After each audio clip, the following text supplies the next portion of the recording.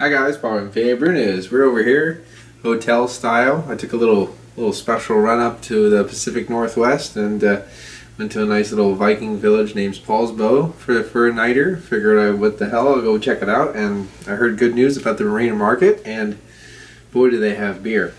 What beer? Let me show you. We got a beer haul going on. I got a Frolk Heather Ale just to enjoy. The Voodoo American Stout from Left Coast. I got My Bloody Valentine Ale from AleSmith Brewing Company. It's a couple months old, obviously, but what the hell.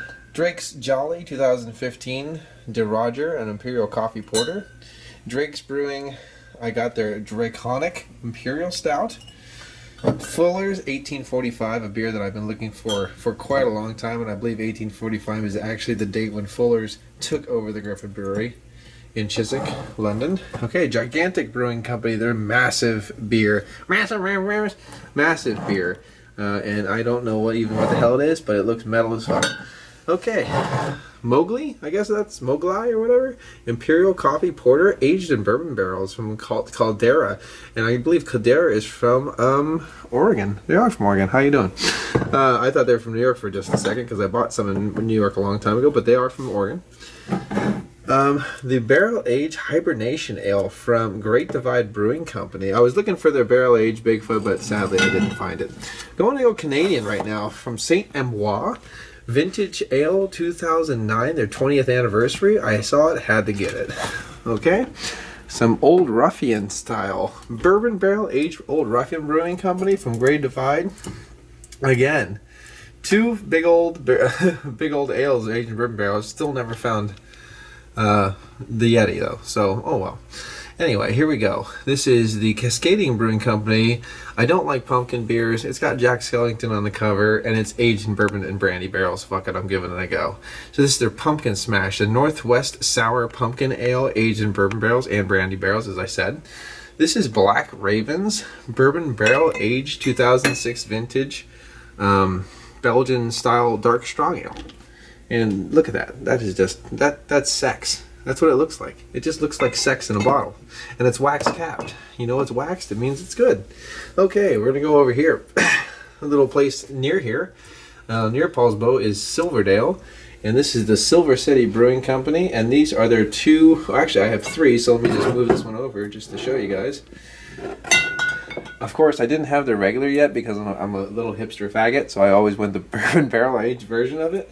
But it was the bourbon barrel aged made of giant shadows, bourbon barrel aged Imperial Porter or Imperial Stout, and the bourbon barrel aged Scotch Ale from Silver City Brewing Company. So I was happy to grab those.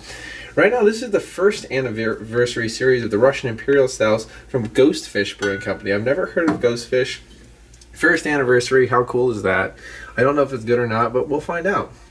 Gonna go over to San Diego, California right now with AleSmith Brewing Company. This is the 2006 vintage of the Private Stock Ale, Imperial English Style Ale. So I'm not really sure exactly what to expect of this, but it's 11% alcohol by volume, and I like English beers. Now we're gonna go up to Omnipollo Brewing Company, and I think Omnipollo is Swedish, I believe. But this little beer is a Imperial Stout brewed with coffee, vanilla, cacao nibs, and cinnamon, and it comes in at 13% alcohol by volume. So I picked this one up. I'm gonna go over to Narrows, the Narrows Brewing Company. This is their Ursula Imperial Stout. This is a lot hotter than the girl from fucking what was it? That Little Mermaid. Remember that fat bitch named Ursula? I think it was. Yeah. Anyway, here we go.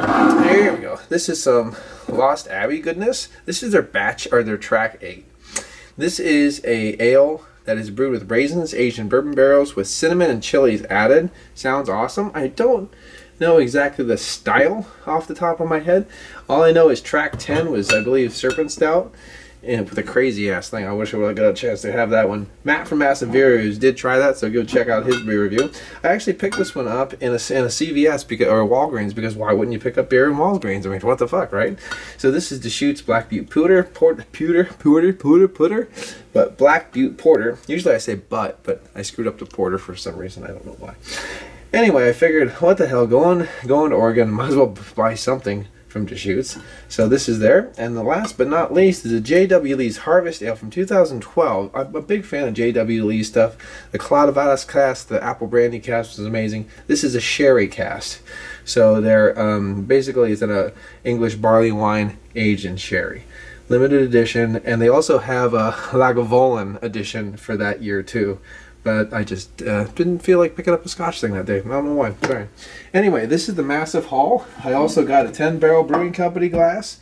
I got my Lost Abbey taku. I got a taku because that's what you do, and it rhymes like glue. And then I'm just gonna come back here quick. And I picked up a brewery snifter, and at some place. Oh, I think it's over here because I have things going everywhere. Last but not least, I picked up a Firestone Walker snifter. So there's a lot of goodness here, and there's going to be a lot of beers to be drank. But for right now, this is Paul from PABrewNews saying, check out the beer haul. Hope you enjoyed it, and I'll see you there in the next beer review. Cheers.